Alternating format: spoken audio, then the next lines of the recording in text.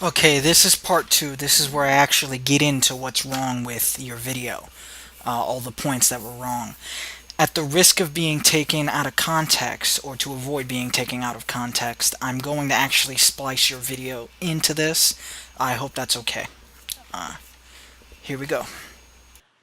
I apologize for this second part being late. I've been really busy last week, and I haven't been able to find time to make videos. So I'm hoping to get this done, get to you as soon as I can. You're preaching to the choir. No apology necessary. Believe me, I understand. Um, I've been lucky on YouTube because the responses I get just happen to be at the time when I'm available. But yeah, I get really busy too. I have videos that I've been making to make for months. Um, like that YouTube video I made about you, James, with the movies I wanted him to watch. I've been thinking about making that since I started my channel on YouTube, like months ago. So don't worry about it. It's cool. So let's get started. Now I'm going to address one point. You seem to have a problem with the whole notion of why I don't take comparisons of God with the flying spaghetti monster or Santa seriously. You seem to have a big problem with that. I do not take those comparisons seriously. Here's why. Main reason is by the end of the day, these comparisons end up boiling down to a semantic game.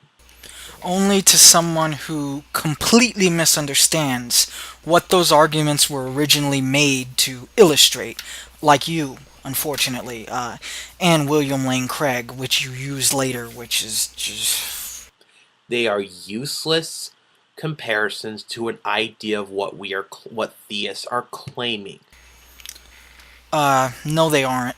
The flying spaghetti monster argument has nothing to do with what you're claiming. What you're claiming is actually inconsequential. That's why they use the flying spaghetti monster instead of something more plausible. Again, you completely misunderstood what the flying spaghetti monster analogy is supposed to illustrate. Theists are claiming that God is a necessary being that created the universe. That is what we're claiming. No, that isn't what you're claiming.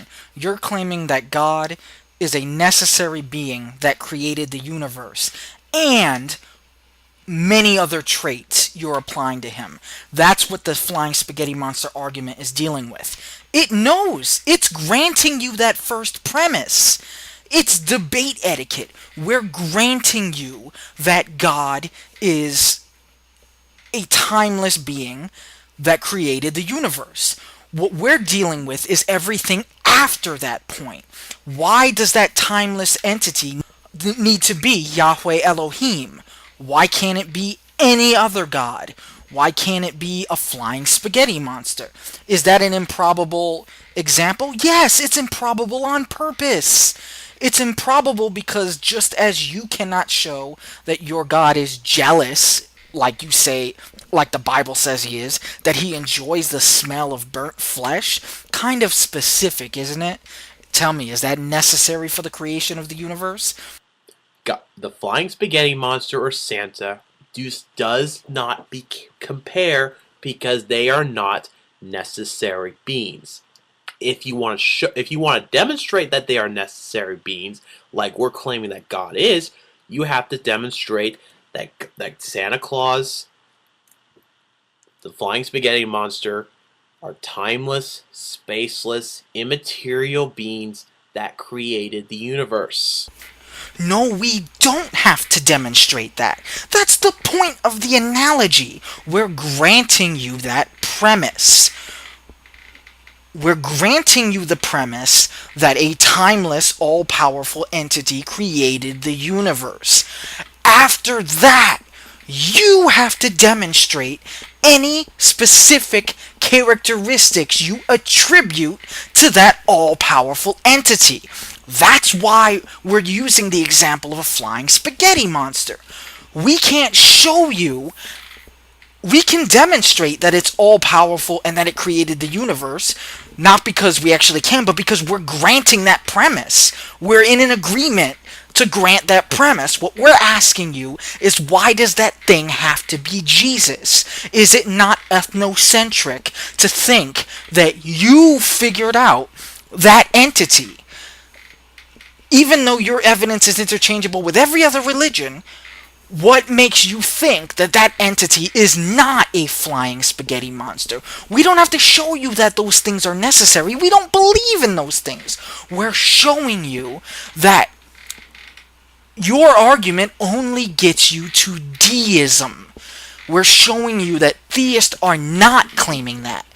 That may be one of the things you're claiming within a framework, so you can then push your other dogma, but that's inconsequential to your beliefs. You need to show beyond the amorphous concept of a creator. You're not claiming that. You're claiming specific characteristics. That is what the flying spaghetti monster argument is trying to show you.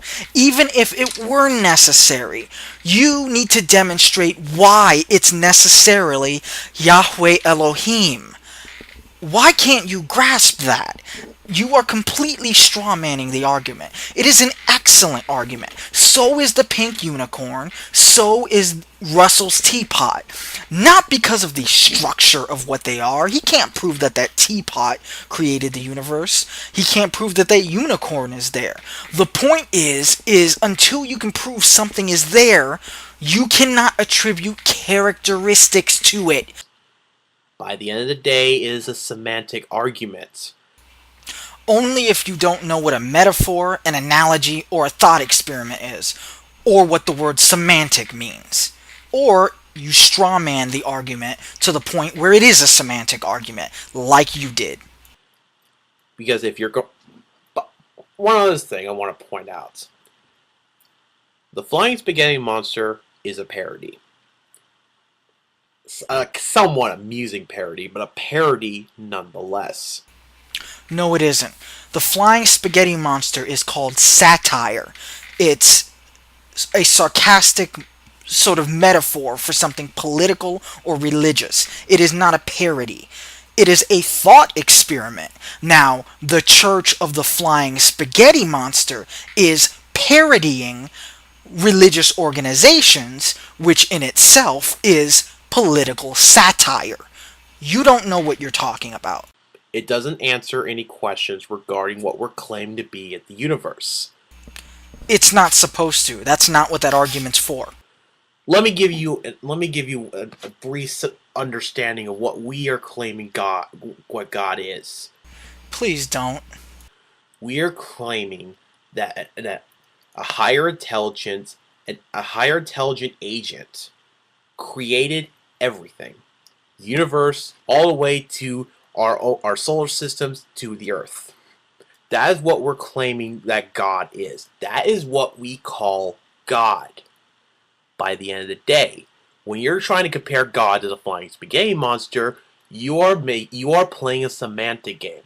Because what we are calling God, you're calling Santa and the Flying Spaghetti Monster. No. Who you are claiming is God, we are claiming is the Flying Spaghetti Monster. You're not claiming a general God. You're claiming Yahweh Elohim. That is not a general God. That is a specific God. Jehovah, Yahweh Elohim, I am that I am, whatever you want to call him, you're claiming that God. That is who the Flying Spaghetti Monster argument is supposed to be against. If you want to say that God didn't create the universe, and say that the Flying Spaghetti Monster or Santa created the universe, you need to demonstrate that by philosophical proofs. Now, I would recommend a podcast by Jimmy Akin that does a very good job of boiling this really ridiculous argument to its really absurd notions. I don't agree with him in terms of the legality of teaching intelligent design, but in terms of his point about the Flying Spaghetti Monster, I think it's a valid point. Well, since I agree that if the argument did say what you say it's saying, it would be wrong, I'm going to go ahead and pass. Now, I do want to play one specific clip that summarizes how I feel about the whole comparison thing. Why are you always so Pacific? Why can't you be Mediterranean or even Caribbean? Simply saying that this is not a mere matter of speculation, that there's more than a tiny bit of evidence on the table. But is he saying Evidence that? for what? Evidence for a beginning of the universe. Yes. Well, we know that. Nobody just. All right, well, that's what I'm offering in this first argument, is the evidence. But Because why? it's the Because nobody beginning disputes doesn't it. imply a God. It does if the first premise is true, that whatever begins to exist has a cause. It logically follows Yeah, that but, it therefore... doesn't, but the cause hasn't got to be God. Well, remember I gave an argument for thinking that this cause is timeless, Yes, I know. spaceless, immaterial, enormously powerful, and personal. I think it's a computer. Well, that wouldn't... computers are designed by people. I No, mean, no, this is a self-designing computer. Timeless. Timeless. well, that's a contradiction in terms. Why is it time? What's contradictory about it? A computer has to function. It takes Oh no, time. this is a special computer.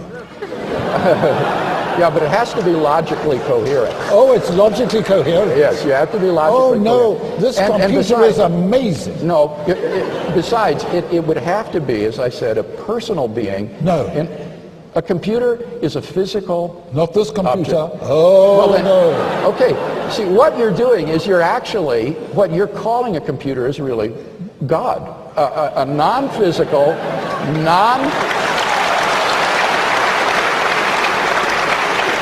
it's just another word if you rob it of all the attributes that make it a computer. Say what you want about William Lane Craig, He's a moronic, disingenuous fucking dipshit. and you can say that's a cheap shot he did in that clip. If by cheap shot you mean not a shot at all, cheered on by people who are equally fucking moronic, then yeah, it's a cheap shot. But he's right. He's absolutely 100% right there. No, he isn't. If you're going to compare God to, like, say, Santa Claus or the Flying Spaghetti Monster, you're going to have to you're going to end up playing semantic games and pretty much deriving the meaning behind the word God and the meaning behind the word Flying Spaghetti Monster.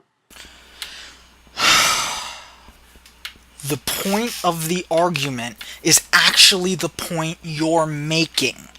It's to show you that all you have is that it is timeless and that it needed to be powerful enough to create the universe. That is all. That is why I do not take comparisons of God of, say, Santa or the Flying Spaghetti Monster or the Tooth Fairy seriously, because I consider it intellectual laziness. The reason you do not take comparisons of God to the flying spaghetti monster is not because we are intellectually lazy. It is because you are intellectually unsophisticated. Now, of course, if you actually seriously want to argue that it wasn't a higher intelligence that we call God that created the universe, but was instead either a guy in a red suit or a big giant flying spaghetti monster that created the universe, you have to demonstrate that's the case, and that it wasn't a god that created the universe, but instead was either Santa Claus or the flying spaghetti monster. Good luck with that. Well, since we don't actually believe in a flying spaghetti monster, hence satire, or thought experiment, if you want to go back to the first one, we don't have to show shit. You have to show why this all-powerful entity that created the universe is specifically Yahweh Elohim. That is the point. Your arguments at best get you to deism. You're using special pleading to jump the gap from deism to theism. What we're saying is that we can use special pleading to jump the gap from deism, which we are granting you out of debate courtesy, to flying spaghetti monster. Just as you seem to not have the capacity to show that Yahweh Elohim is the God that created everything, We don't have the capacity or the desire to show that the flying spaghetti monster is the creator of the universe. Until you show us evidence for your specific magical fairy tale monster creature capricious thing, we're not going to show you ours. So get to work on that, and good luck with that. So that's my response to you. That's part two of my response to you. My unintentional ponage. I made that first video so this didn't have to be ponage. That's how bad your video was. You forced me into poning you simply by refuting your arguments. Okay, part 3 will be up in a few hours, maybe less.